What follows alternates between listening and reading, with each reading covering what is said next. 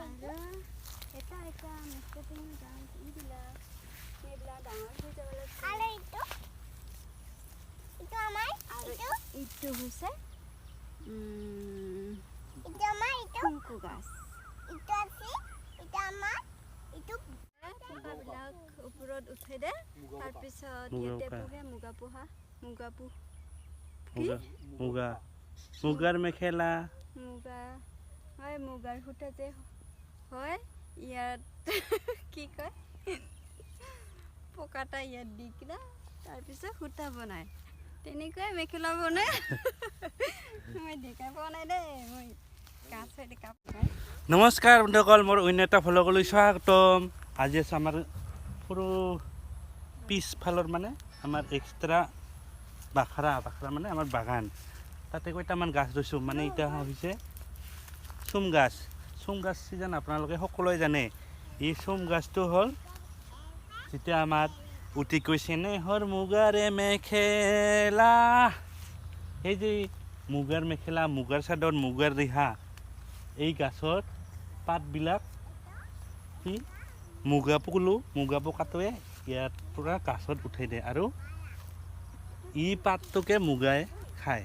মানে ইটো খাই কিনে ডাঙৰ হয়। এই মুগা ফুলৰ পৰাই বনোৱা হয় মুগাৰ কাপোৰ। আৰু ই আছে চুম গাছ, এইটো মুগা গাছ আৰু এইটো হ'ল চুম গাছ। ই মুগা গাছতো পোকা দিয়া হয়। এতিয়া সৰু হৈ আছে, যেতিয়া আৰু কেইবছৰমান পিছত ডাঙৰ হ'ব ইয়াতে মুগা পোহা হ'ব। আৰু এইকেইটা হ'ল কৰোণ্ডা গাছ, ইন্দি কাপোৰ আপোনালোকে সকলোৱে জানে কিজান। ইন্দি গলিতো আপোনালোকে কিজান গম পাইছে।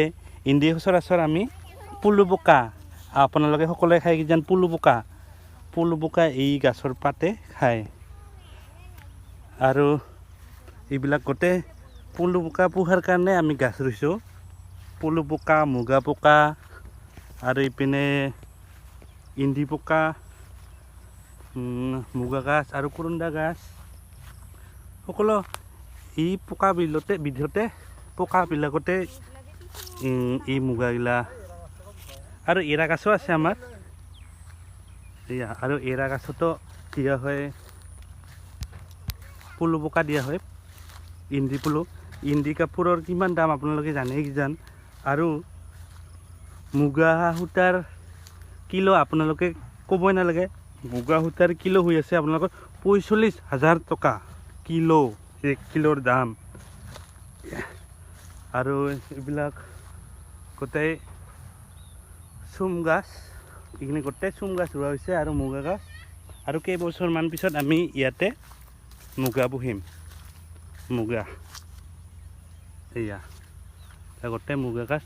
আৰু 3 বছৰমান লাগিব কিজান ডাঙৰ হোৱাতে, ইয়াতে মুগা পোৱা হ'ব। আৰু কৰোণ্ডা পাত এতিয়াতো হৈ আছে। এতিয়া আমাৰ পুলু পোকা পোহা নাই, আমাৰ ওচৰৰ গাঁৱৰ খুৰা এজনে লৈ যাই আছে পাত।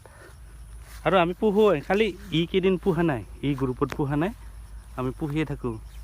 আৰু এতিয়া জেঠ মাহৰ ছিজন, বহাগ মাহ গ'লে এই জেঠ মাহ আহি গ'ল। জেঠ মাহ অহাৰ লগে লগে এইয়া আচাৰ গছৰ ফুলটো ইমান সুন্দৰ হয়, ইমান মোহনীয়া, ভাল লগা দৃশ্য।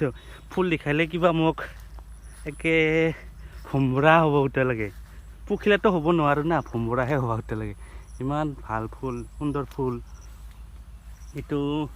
কিন্তু এটাই বেয়া লাগে, ফুলটো যেতিয়া ইমান সুন্দৰকৈ ফুলে, মহমহীয়াকৈ উঠে, ভাল লগা হয়, কিন্তু এইয়া বতাহ বৰষুণত যে সৰি কিনে নোহোৱা হৈ যায়, সেইটোৱে মোক অলপমান দুখ লাগে, বেয়া লাগে। সেয়ে দেখি এটা কথা কয় নহয়, ফুলৰ সৌন্দৰ্য আৰু একোৱেই নাই। কিবা কবিতা গান মনলৈ আহে এই ফুল দেখিলে। ৰুমুদে, আজি ইয়াত আহিছে কি গাছ ৰুলি?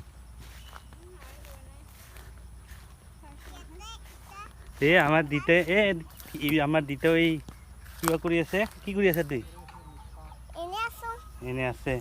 আৰু কেইডালমান নাৰিকল পুলি ৰুই দিলোঁ আৰু তামোল পুলি ৰুই দিলোঁ।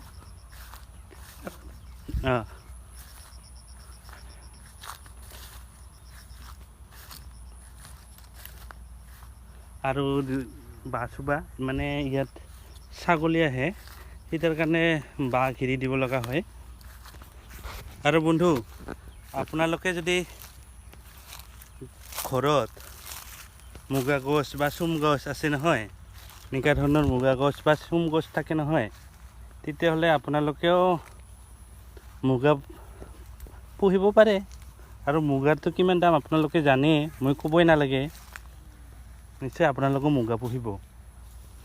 আৰু জানাই আমাৰ বিহুত মুগাৰ কাপোৰ নহ'লে নহয়েই, মুগাৰ মেখেলা ৰিহা আৰু এনেও পিন্ধে। আজিকালি সকলোতে মুগাৰ কাপোৰে পিন্ধা হয়।